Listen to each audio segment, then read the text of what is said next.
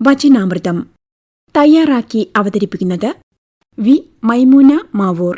ഖലീഫ ഉമർ ഫാറൂഖിൻ്റെ ഭരണകാലത്ത് ഹജ്ജ് കർമ്മം നടന്നുകൊണ്ടിരിക്കെ ഭക്തിസാന്ദ്രമായ അന്തരീക്ഷത്തെ ഭേദിച്ച് ഒരു ഗ്രാമീണ യുവാവിൻ്റെ കരച്ചിൽ പതിവിന് വിപരീതമായി ഉയർന്നുകേട്ടു.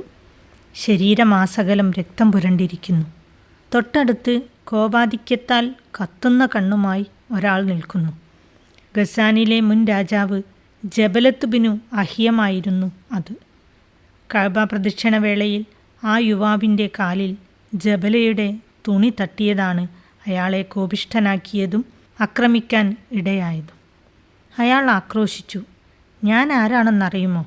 ഗസാനിലെ രാജാവ് ജബലയാണ്. അധികാരത്തിൻ്റെയും അഹങ്കാരത്തിൻ്റെയും ധാർഷ്ട്യം ജ്വലിക്കുന്ന സ്വരമായിരുന്നു അത്. സംഭവം അറിഞ്ഞ ഖലീഫ ഇരുവരെയും തൻ്റെ സന്നിധിയിലേക്ക് വിളിപ്പിച്ചു. ബോധപൂർവമല്ലാതെ അബദ്ധത്തിൽ സംഭവിച്ചതാണെന്ന് ബോധ്യപ്പെട്ടപ്പോൾ ഖലീഫ പ്രഖ്യാപിച്ചു, ഈ കൊടിയ ക്രൂരതയ്ക്ക് പ്രതിക്രിയ നടപ്പിലാക്കുമെന്നും അതല്ലെങ്കിൽ സഹോദരനോട് മാപ്പപേക്ഷിച്ച് സന്തോഷിപ്പിച്ച വിവരം ഒരു ദിവസത്തിനകം എന്നെ അറിയിക്കണമെന്നുമായിരുന്നു അത്. ജബല ഇത്രയും പ്രതീക്ഷിച്ചില്ല. അദ്ദേഹം ഖലീഫയോട് ചോദിച്ചു, നിങ്ങൾ എൻ്റെ അന്തസ്സ് കെടുത്തി. ഒരു സാധാരണക്കാരനായ ഇയാൾ എന്നോട് പ്രതികാരം ചെയ്യുകയോ? ഖലീഫ ഉമർ പ്രതികരിച്ചതിങ്ങനെയായിരുന്നു, നീതിക്കു മുമ്പിൽ എല്ലാവരും തുല്യരാണ്. ഭരണാധികാരിയും ഭരണീയരും സമന്മാരാണ്. ഞാനും നിങ്ങളും തമ്മിൽ ഒരു വ്യത്യാസവുമില്ല.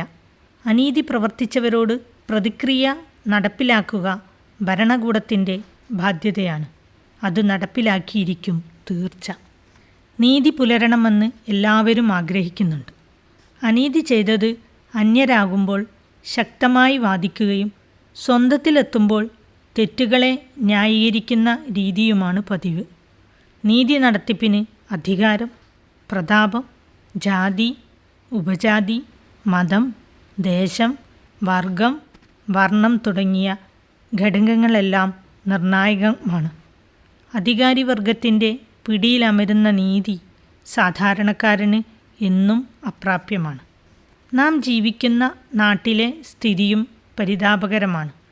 നിയമങ്ങളും ശിക്ഷകളും മാതൃകാപരമാവുകയും സമയബന്ധിതമായി നടപ്പിലാക്കുകയും ചെയ്തെങ്കിൽ മാത്രമേ അവ കൊണ്ടുള്ള നേട്ടം സമൂഹത്തിനുണ്ടാവുകയുള്ളൂ.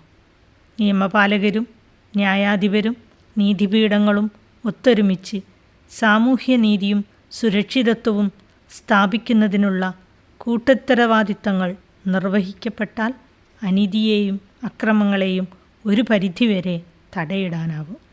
ഇത് ഇരകൾക്ക് പ്രതീക്ഷയും വേട്ടക്കാരൻ്റെ തേരോട്ടത്തിന് കടിഞ്ഞാണിടുകയും ചെയ്യും.